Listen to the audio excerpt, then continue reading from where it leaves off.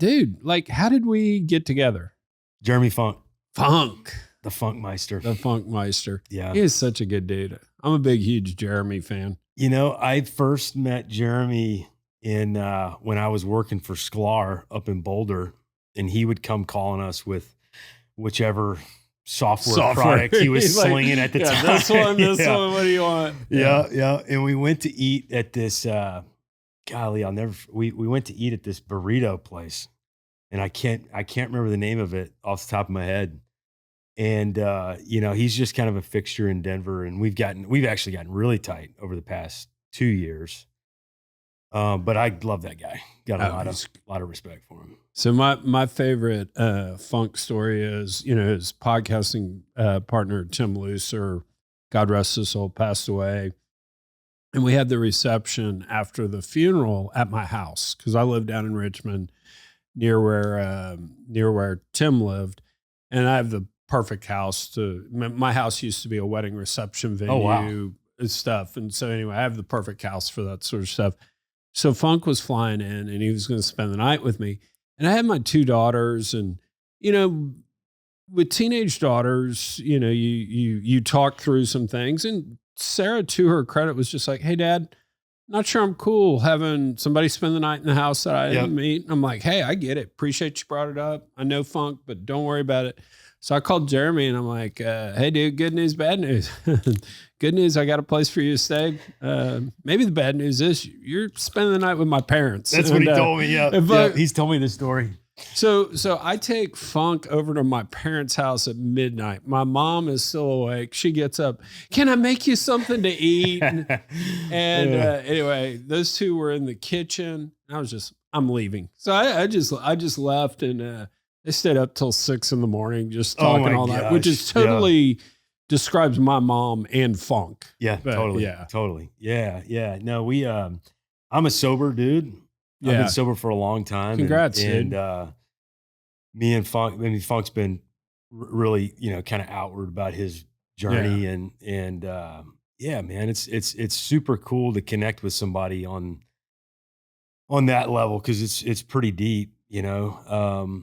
And yeah, I got nothing but love for him. Yeah, I'm super happy for his journey and the whole deal, and Funk Futures and him stepping on his own. So yeah, very cool. So the mineral guy. Yeah. What the heck is this?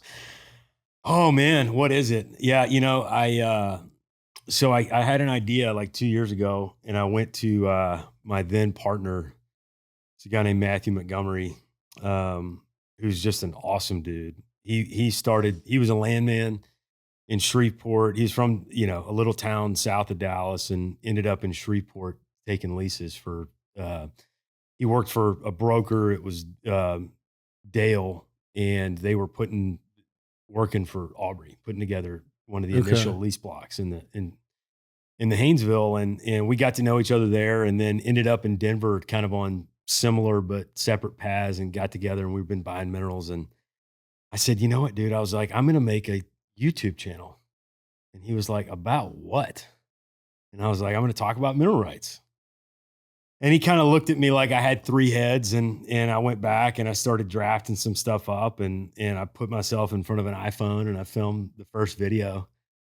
And I actually got Nicole, who you've done some work with. Yeah, Nicole Nixon. Speaking of great people. Yeah, she helped me kind of produce the first couple of episodes for Minerals Guy. And then, you know, it was basically, you know, me recognizing that there's just a total gap in the knowledge base for, you know, there's really nothing out there for mineral owners. That's really kind of where it started.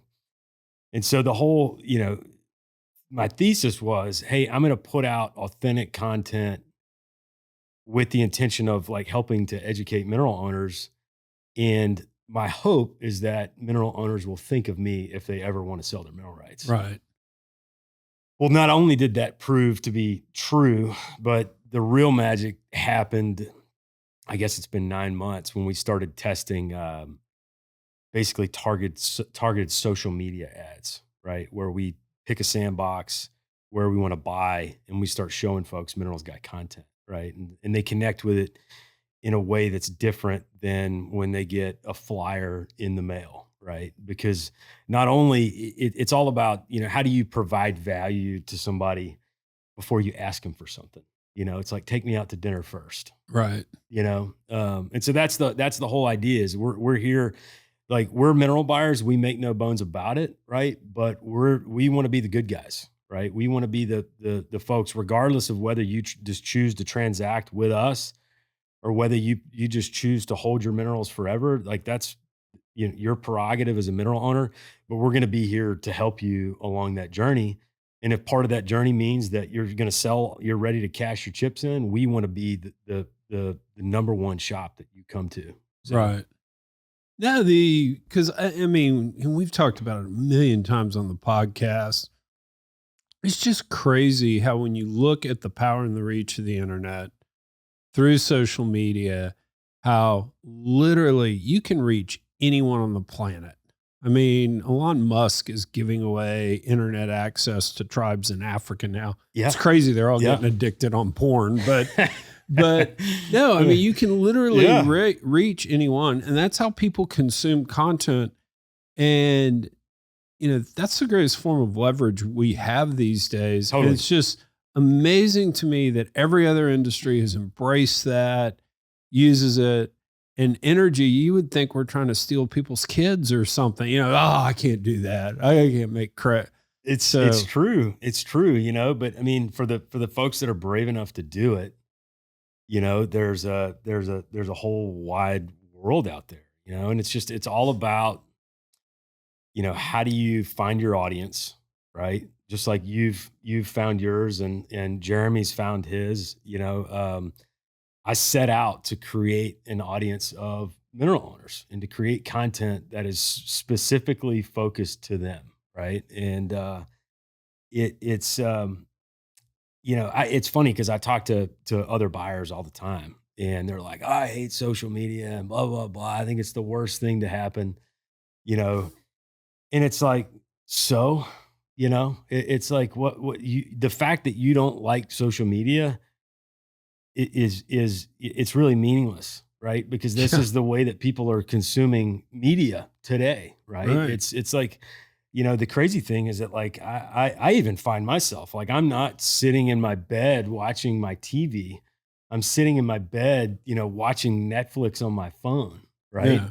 And it's just these little screens that we carry around, and the other thing is it's like, now more than ever, individuals, right? You don't have to be CBS or some major corporation in order to create content and reach an audience, right? It really has democratized the process of media creation and consumption, right? And the world has changed, right? And I don't know. I saw the gap, and I was like, you know what? If I don't do this, somebody else is. And do I want to be on a camera? I talk to people all the time too. They're like, I could never do that. I could never, make a YouTube video or be on camera. I don't know how you do that. And it's just like, I don't particularly like doing it, Yeah. but there's a gap and there's an opportunity, and it's the people that have the courage to do it are going to be the ones that get out there and take up space. You know what I always say to people? Because I have this conversation and I get passionate enough about it. And if there's a bottle of wine involved in it, it makes it a little easier. But I tell people you can truly turn your life from outbounds, because I spent my whole career Oh my cold gosh, calling, right? so true. To So inbounds. true. People actually call Yes, you. yes, And when I convince them, they're like, oh, okay, well, how do I start? And I go, literally, you just start. yeah, I mean, Yeah. the other amazing thing about social media and the internet is feedback loops are tight. You make something that sucks, people tell you that. yeah, yeah. And if you make something that's good and you get a lot of likes, you learn, oh, okay, that may work. So you just start doing it.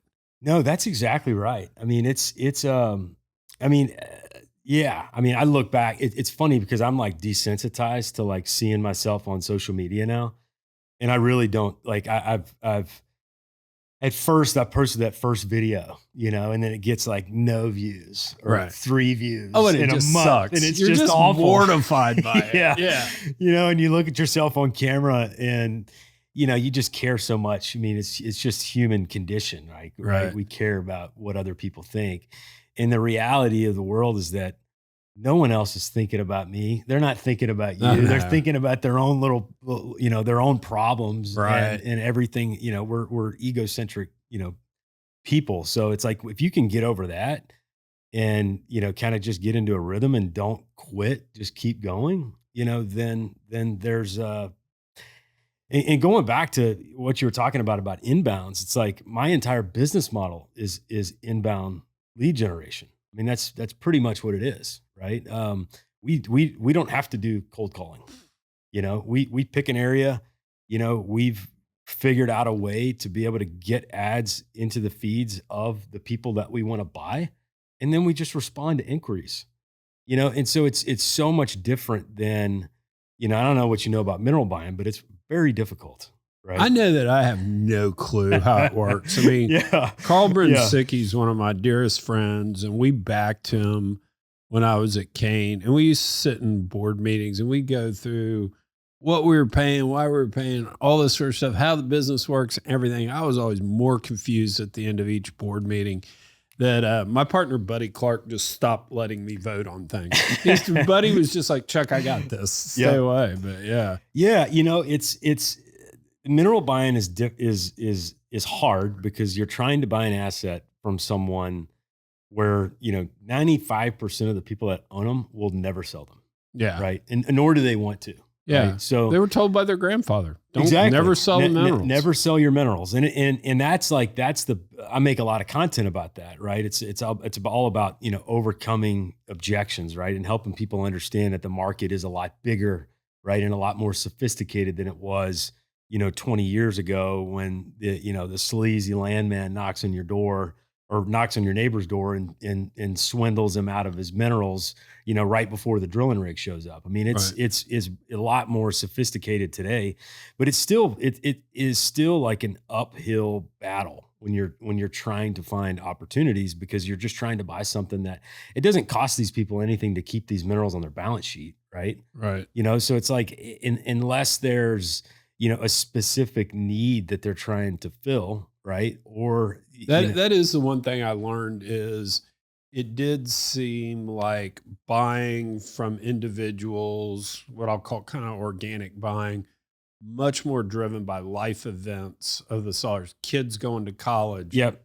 need a new washer and dryer, wrecked my car, Yep. whatever the case may be, as No. opposed to, oh, oil's at an all-time high, I should be selling or whatever. Yeah, look, we get most of the time it is driven by life events. It's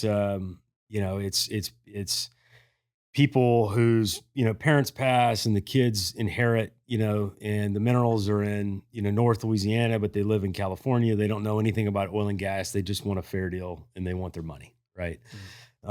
You do every once in a while, you get somebody that's sophisticated enough to say, hey, there's been 10 wells that have been drilled on my property. The check that I'm going to get today is bigger than it will ever be. And I would rather go take that money and go do something else with it. I mean, we definitely talk to people that are the same way, but I'm working with a guy right now who lives up in Greeley and, his mom is a 133rd heir to, this super prolific dairy farmer from back in the 50s and 60s.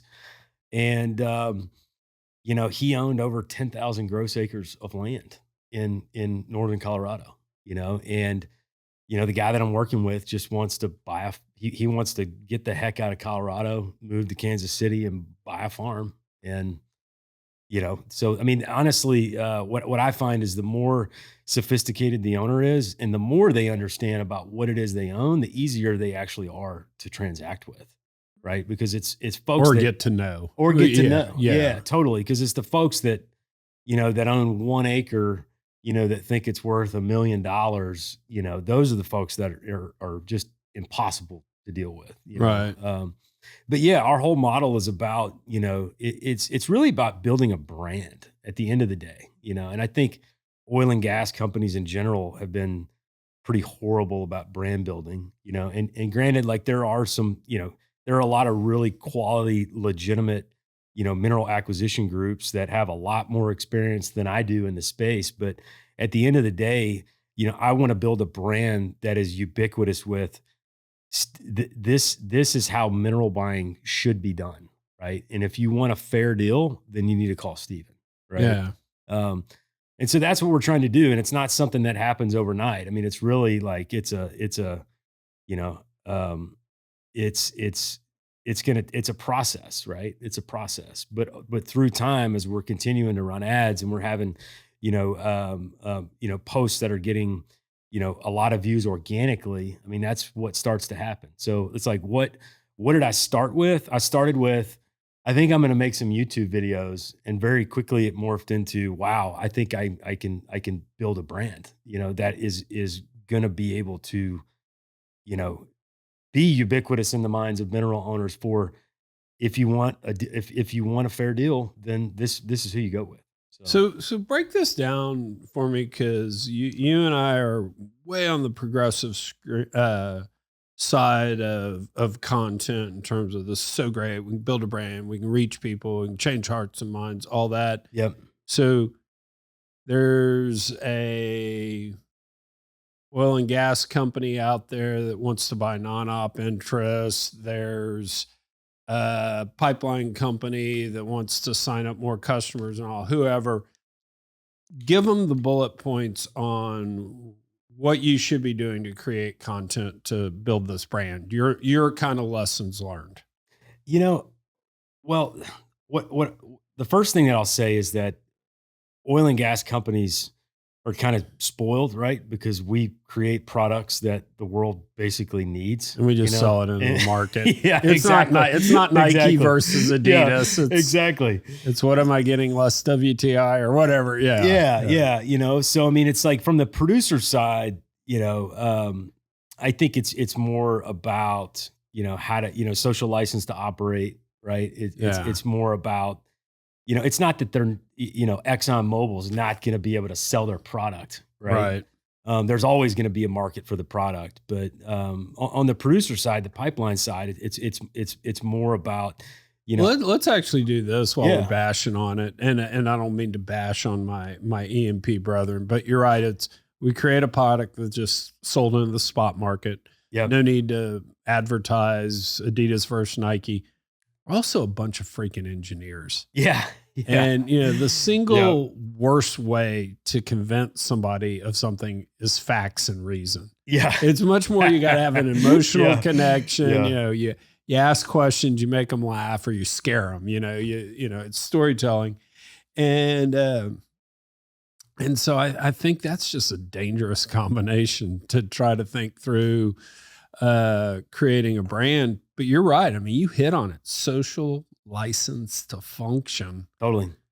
We need that today, guys. There's no doubt. I mean, especially in places like Colorado, which is honestly kind of a sad story, because I feel like I've been there 10 years, and 5-6 years ago, the industry was super vibrant, but it seems like election after election, all these ballot initiatives, they just continue to beat us down, and it's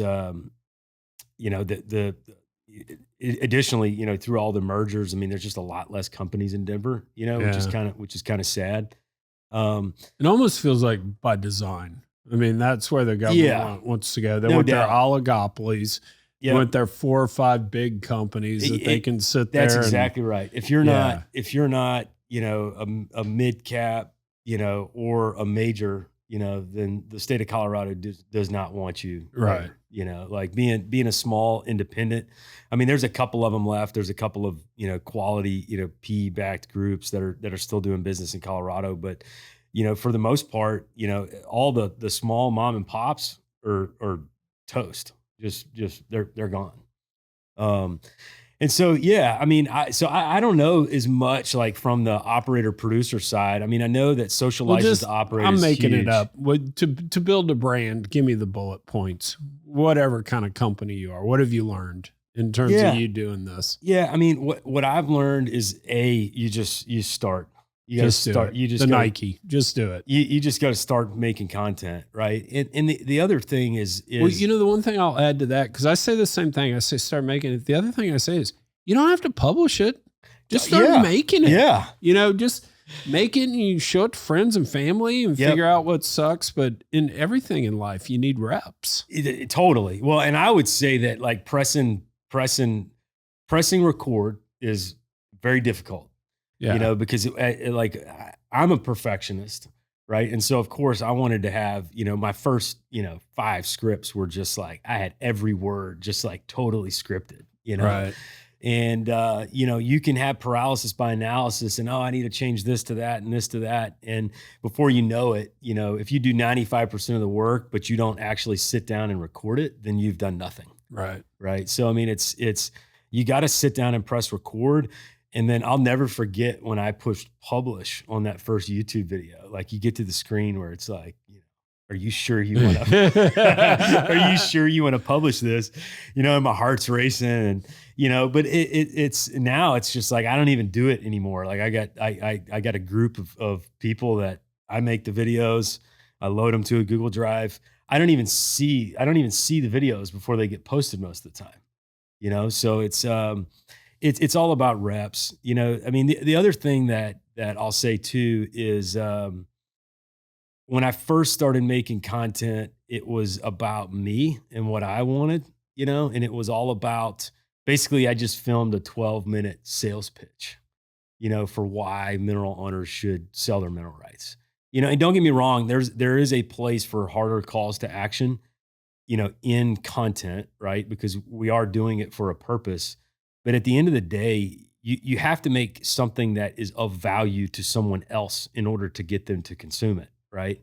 And so if it's all about what you want, right, as the content creator, then that doesn't necessarily align with whatever it is that audience you're trying to reach wants, right? So you got to do a little bit of soul searching and figure out, what do these people need? What are their problems? What are they trying to solve for?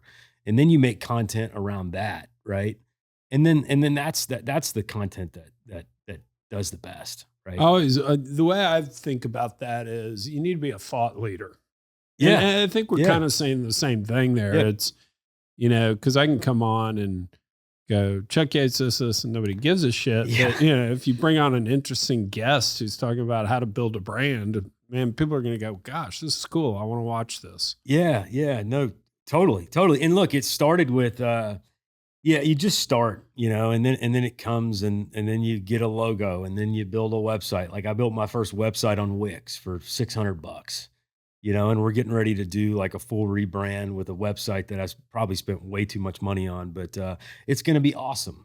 So you start small, and it just it's like a snowball, and it's like a flywheel. And especially with, with YouTube, for example, like it's really freaking hard to grow on YouTube. It is starting from scratch and building a successful YouTube channel. And I'm not there like by any stretch of the imagination, but I know that it's going in the right direction, and you just keep going and you just keep getting better and you keep making content. But it is not, the idea that you're going to post one video and it's going to go viral and then you have instant success and all this business. Maybe that would happen to somebody else, but that kind of stuff never happens to me. Well, it's consistency. Well, Yeah. if I don't, so I usually drop my podcast Wednesday morning and I promote it between 7 and 8 a.m.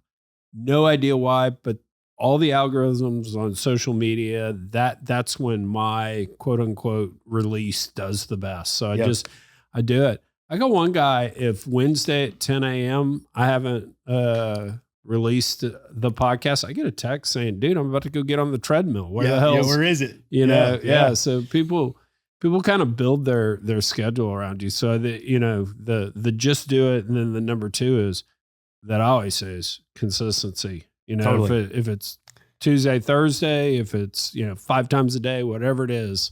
Totally. Pound away. Yeah, no, that's right. And mine's a little bit different because, I'm producing videos, for YouTube, but I've got, a gal now that helps me like draft all my scripts and stuff like that. And I sit down every other week and I'm film, 5 or 6 videos, and so this latest group that I joined, they're like, "No, we're going to produce it, at least one video a week. It's not, you know, a couple this month and then you take a break and then a couple more the next month. It's all about just rhythm and routine and reps, constantly getting in front of the camera. You just get, more and more comfortable with it, and 10,000 hours. yeah, Right? exactly. Yeah. Yeah. And I'm not there yet, but hopefully by the time I get there, we'll be in a pretty good spot. Yeah. No, I sit there and listen to my first 50 to 75 podcasts. I'm just mortified. Oh my God.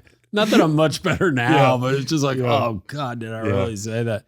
So give me something that's surprising, either in a good way, or give me something that's surprising in a bad way. About making content? About making content. Oh man. I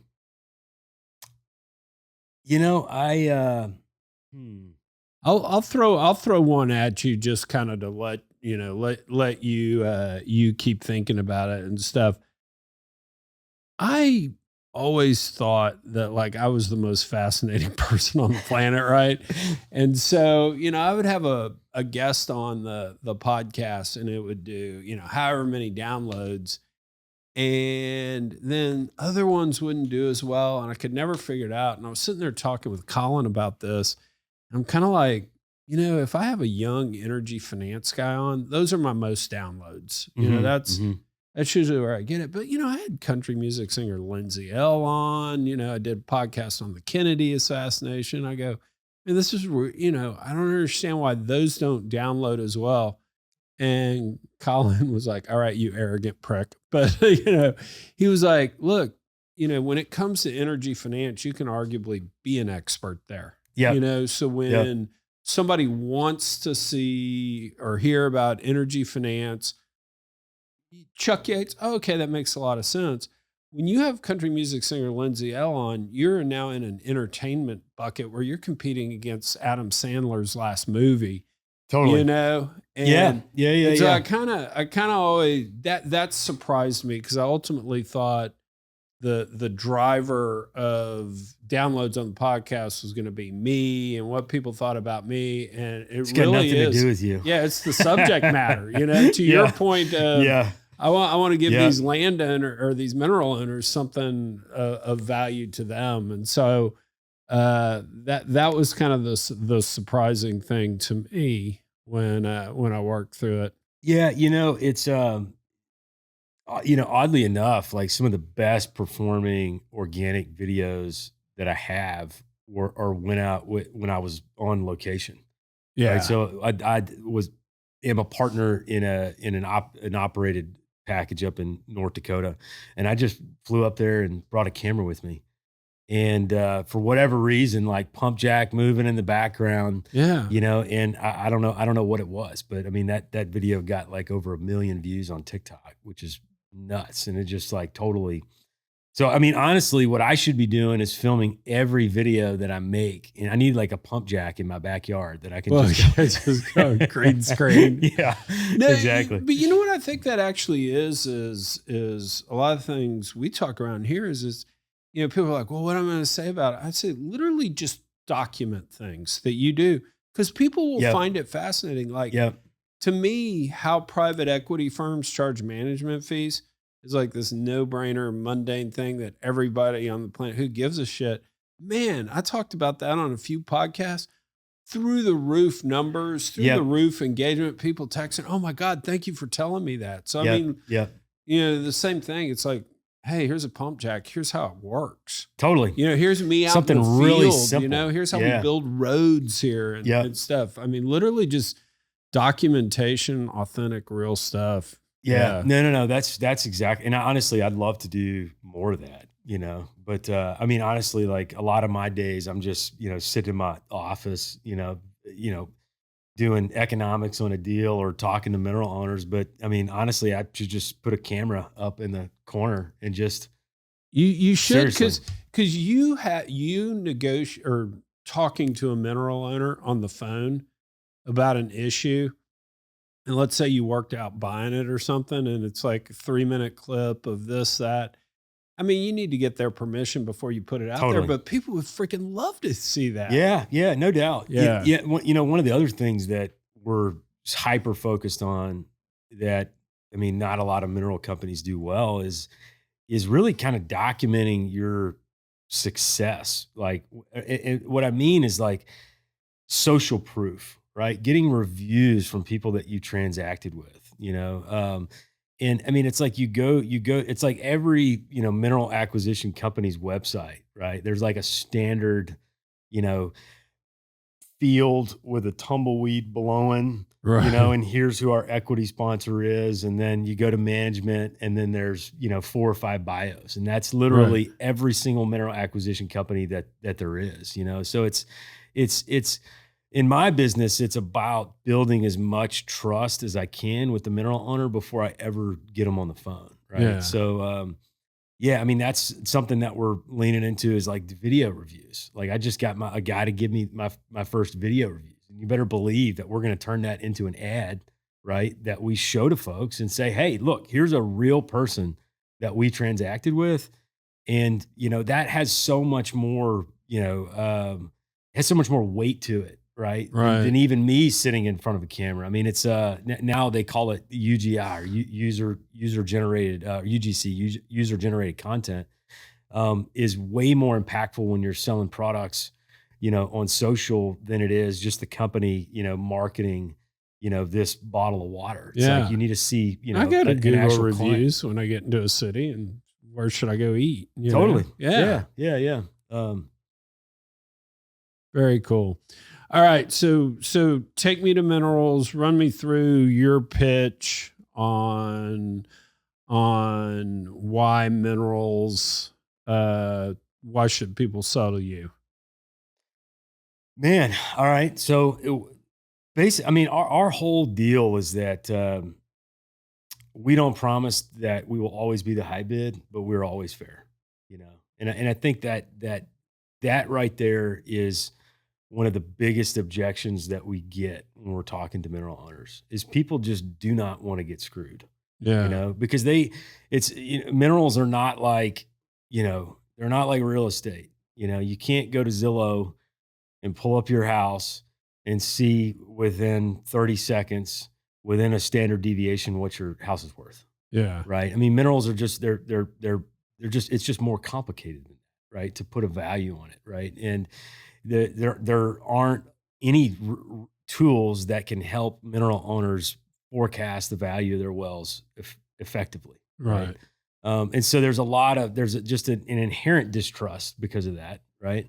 And then there's the whole history of, never sell, and Johnny down the street, got swindled by, that sleazy landman that Right. came through and bought his minerals for $100 an acre, and now they're worth 50,000 or whatever.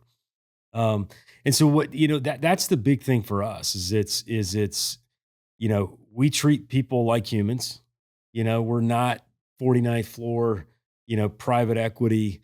You come in and we're going to talk to you like you're a human Right. being, right? And at the end of the day, you're not obligated to us to do anything.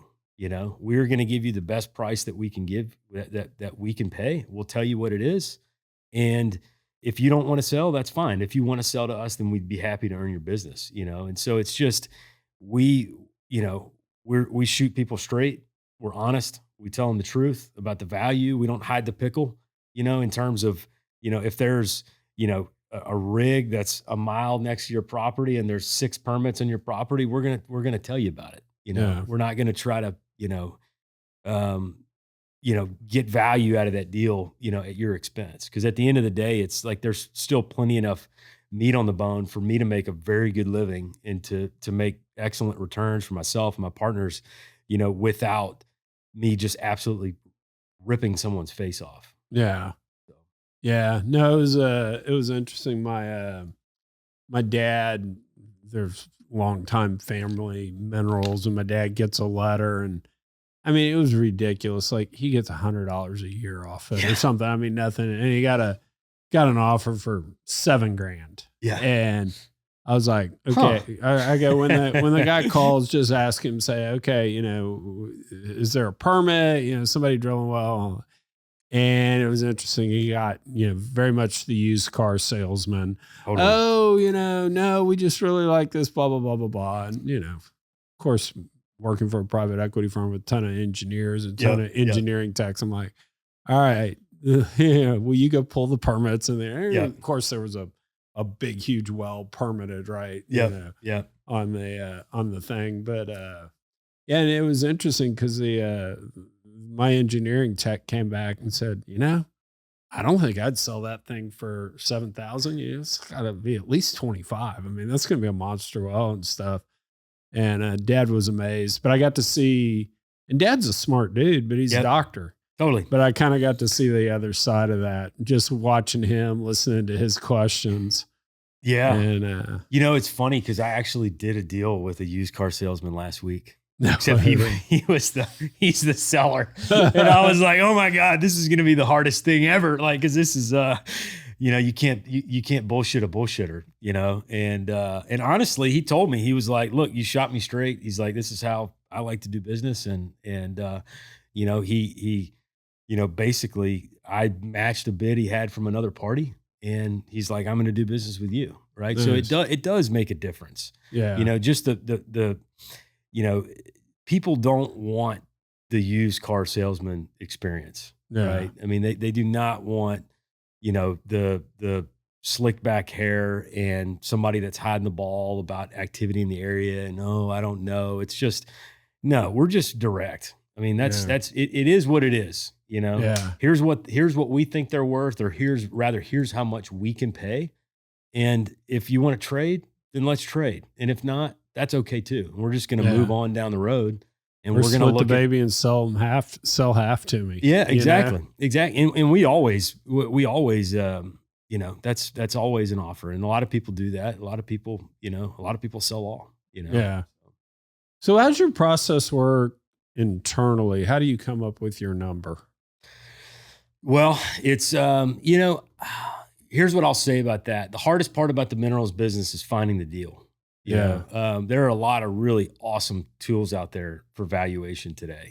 Combo Curve is definitely kind of the leader of the pack. But there's a number of other, tools out there, and that's what I use. I use in Veris and Combo Curve. You've got engineers working for you, pulling data, totally forecasting. Yeah. And don't get me wrong, like I'm a lawyer landman, but I can get the number pretty damn close. Yeah. But, depending on the size of the deal, sometimes it's more obvious. Like if it's, like the deal I was telling you about in the DJs over like 30 DSUs, like I'm going to need some help with that. Right. Just putting a value to all the different, kind of categories of acreage.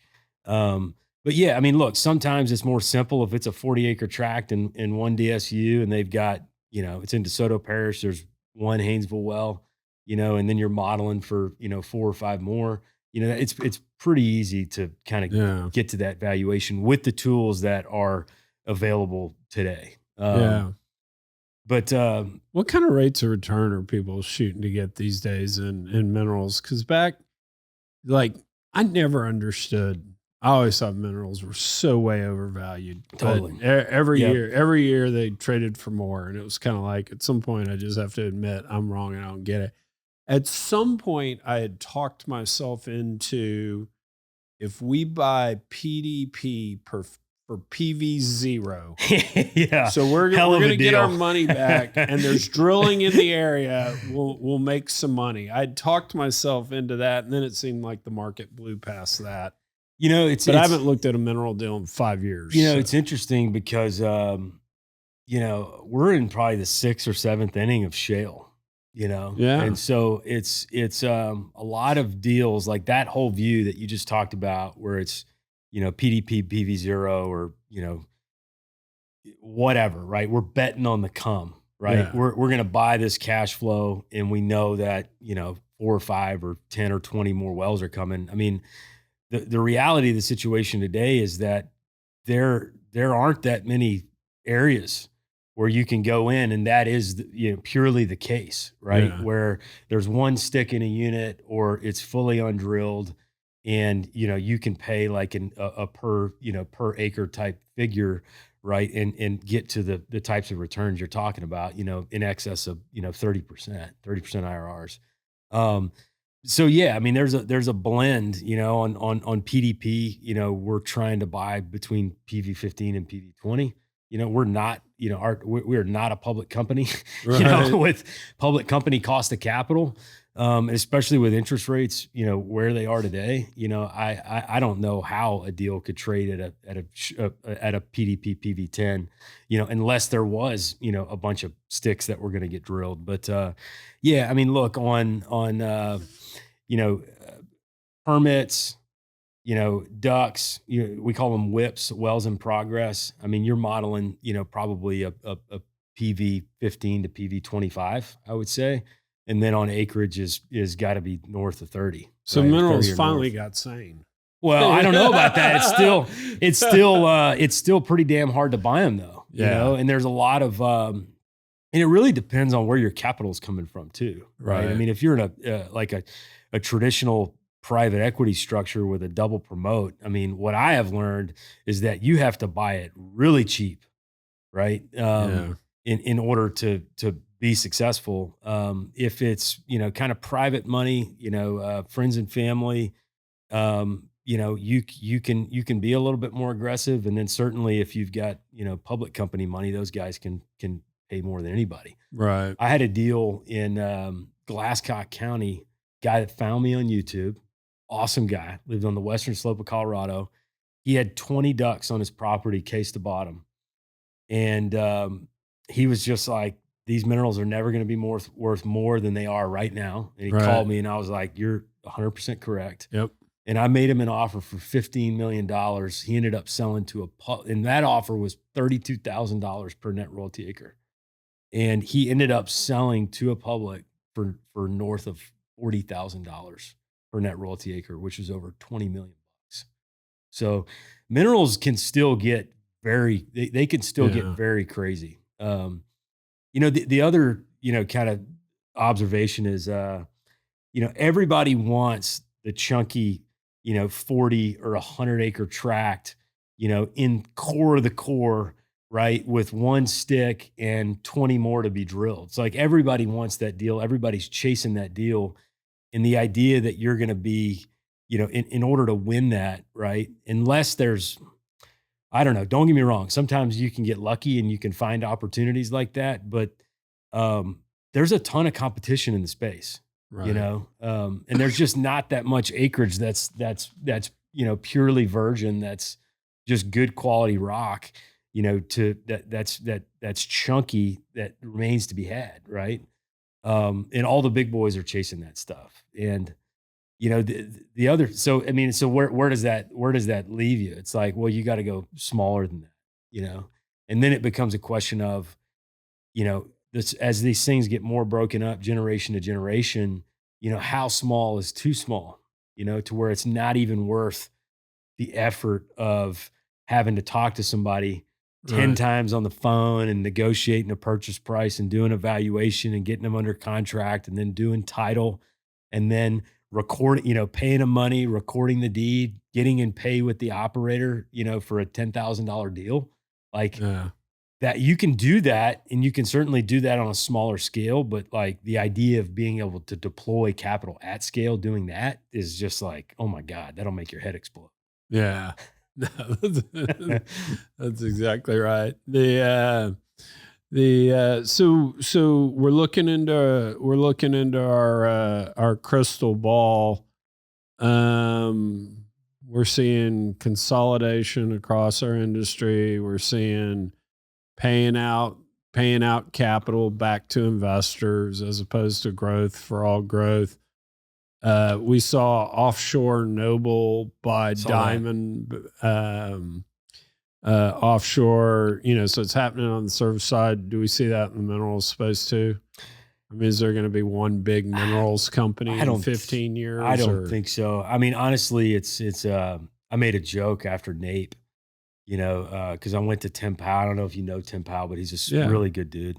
And he's got a great audience. I got a funny Tim Powell story right there. The greatest podcast I ever made was called Carbon Capture Gate.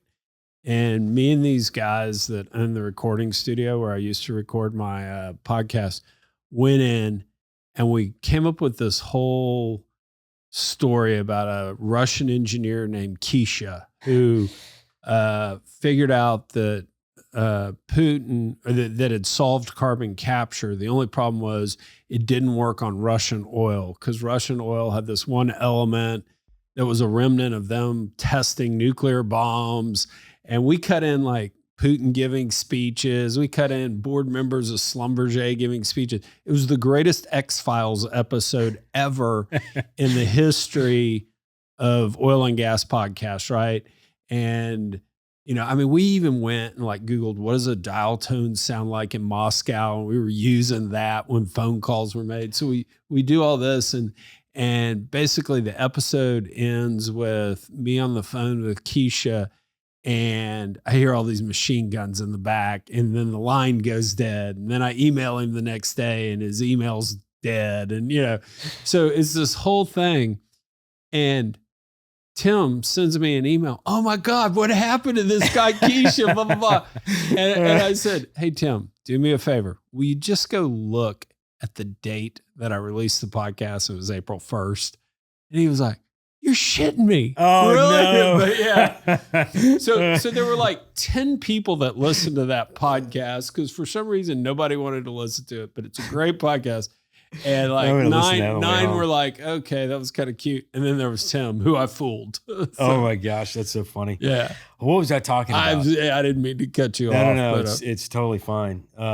You said something after Nate. You were talking to Tim. Here's what I said. No, I made a post on LinkedIn, and I was like, I'm pretty sure that every landman that's ever bought a lease, right, is now a mineral buyer. Yeah. Right. And so No, maybe Tim can just, you know, instead of, you know, them hosting NAPE at the George R. Brown Convention Center, they can just switch with Tim because Tim has his deal over at El Tiempo every year, and it's like busting at the seams. You can't even like I mean, it's there's hundreds of people in this thing. Right. So, I mean, long story short is you know, there's always going to be opportunity in minerals because it's so fractured, right? Right. You know, it is getting harder, right? Because there is more capital in the space, right? Because there is like way more competition, right? And the barrier to entry is virtually non-existent. Right. Right. So it's not like, you know, operating oil and gas wells where you have to have not only the capital to buy the properties, but you have to get approved by the regulators to operate, and, you know, everything that goes on with, you know, the day-to-day operations for oil and gas wells. Like, not everybody can do that. Right. But I mean, if you've got a laptop computer, right, and some knowledge, in a post office box, right, you can be a mineral buyer. Right. Yeah. So, you know, where does that leave the industry? Where does the industry go in 5 years? You know, I think there's always going to be, you know, kind of the big capital guys, the public guys. You know, there's always going to be, you know, private equity backed groups that are, you know, kind of, you know, that are buying from, you know, mineral wholesalers, so to speak. You know, but there's a ton of room. You know, I do. I think there's a ton of room. You know, asset prices, you know, they go up, they go down. You know, for me, it's all about, you know, how do you differentiate yourself from every other Tom, Dick, and Harry out there that's trying to buy minerals, right? And that's really what the Minerals Guy brand is about, right? Yeah, it's about, you know, creating that differentiator, right, and then trying to reach people in a way that's not, you know, as intrusive as, you know, cold calling them 30 times a week. You know what I'm saying? It's like, right. if you don't like my ad, just scroll right past it, you know, just like you did for the ads for, you know, the 40 other exactly, you know, but if you want to click on I'm actually scared when I talk about ads in front of my phone, you know. Yeah. I don't want to make a flippant joke because God knows what shows up. Well, next. You know, I've actually figured out how a lot of that stuff works, you know, and it's funny because I don't know what the word is actually, synchronicity. And it's basically like you see something once and then all of a sudden you start seeing it everywhere. Yeah. I think that's more because I mean, we always wonder like, oh, is my phone listening to me? Because you'll be talking to your wife about, going on vacation and then all of a sudden, vacation pops up, in your Yeah. Instagram feed or Right. whatever, and the question is, did you see the ad Was it subconsciously right? and start thinking about taking a vacation and then you stopped on it for, a millisecond longer than 99% of the other people that view that ad. And so that algorithm knows to serve you the ad again. Right. Right. Versus like your phone actually. I have not found the setting in meta ads where you can turn on like, hey, listen to people's conversations and serve them this ad. They're talking about minerals. I wish they had that, but at they some don't. point when you're buying of ads gets to the point, they'll let you in. Yeah. All right, you're in the club. Come on in. No, that's guy. so true. Yeah. That's so, no, we're not there yet. We're not there yet. My favorite is always the whole thing about, Alexis, I think my phone's listening to me and all. Yeah, that Siri's a bitch, yeah. Oh yeah. Cool. Yeah, but no, it is pretty like it's pretty crazy like what you can do, in terms of, they call it retargeting. And so you serve up, your ads to a specific audience, and then you can set, certain parameters, well, people that engaged with this ad, more than other people, or people that clicked through and viewed the landing page, but they didn't actually fill the survey out. You better believe it. Like, I've got ads for the masses, and then I've got the ads for the retarget group, and the retarget group. There's a whole science behind this. I mean, and that's the whole deal with digital marketing and oil and gas is it's just like, I'm out here, doing what I'm doing, and it's like, this is like basic 101 marketing for any other industry. I know. You know what I'm saying? And it's We're just always like 10 years behind. and I'm splitting the atom for people and just blowing people's minds with what I'm doing. And it's like, I just figured this out watching YouTube videos, guys. Yeah. You know what I'm saying? Like, there's a whole class of people that this is what they do for a living. Yeah. But it's a lot of fun. I kind of geek out on it, looking at click-through rates and, what's effective and testing different ad creatives and you can go way down the rabbit hole on it. Yeah. No, and it's cool. I'm glad you let me geek out and talk about this because there are like so few people in this industry that I can actually talk about brand building with. And I really think we as an industry, I say this when I give speeches, it's like, look, everybody has an iPhone. One little pro advice is turn it landscape because that's the way YouTube's shaped. Yep. Shoot your stuff, throw it on your social media site of choice because, if everybody did it and each one of those views got like 5 likes, our industry would be in so much better shape. Totally. Yeah. Totally. Yeah. And it's the human component of it too. Yeah. It's like everybody thinks like, big bad oil. It's just like we're people just trying to earn a living and feed our families. Well, and I even say like, if you spill some oil, go out and show how you clean it up. Totally. Hey, man, we cleaned it up. We dug this dirt up. Here's what we did. We hauled it away. We did this. Yep. Document that and say, that's how we do it. No, that's right. Yeah. Yeah. It's a whole wide world out there, and it's not going away. If anything, like traditional media is dying. Right. So it's just and I got to give it to digital Wildcatters because you guys were huge inspiration for me when I started. And I was like, well, here's a couple of dudes and they're just making content, and all of a sudden, they built this massive audience. And then once you have the audience, it's like, okay, well, how do we monetize the audience? Yeah. Because and do good. Yeah. And do good at the same time. Yeah. There's no question. And there's a lot of good that you guys are doing, but at the end of the day, it's build the audience. Yeah. It's right. Build your community. Yeah. And create value for them. Totally. So, yeah. Dude, you were cool to come on. Yeah. No, I appreciate you having me. This is fun. You should have better things to do on a Monday afternoon, but welcome to Houston. Yeah. Thank you. It's nice and muggy out. Yeah, we were talking about this when I started, but I'm from Baton Rouge, so this is like the weather I grew up with. Yeah. And it's always I went to Baton Rouge to go see my mom last year, and I'll never forget. It's like July 10th, just 100 degrees outside, 150% humidity. And by the time I got my kids dressed and like loaded into their car, into the car seats, I was ready to go back inside and just lay down. Yeah. It's so hot. But Yeah. We've been having the worst run of mosquitoes. Oh my God. yeah. The running joke we've been having is they're so big this year, they're fucking the chickens, and it's just, it's Yeah. crazy. Yeah.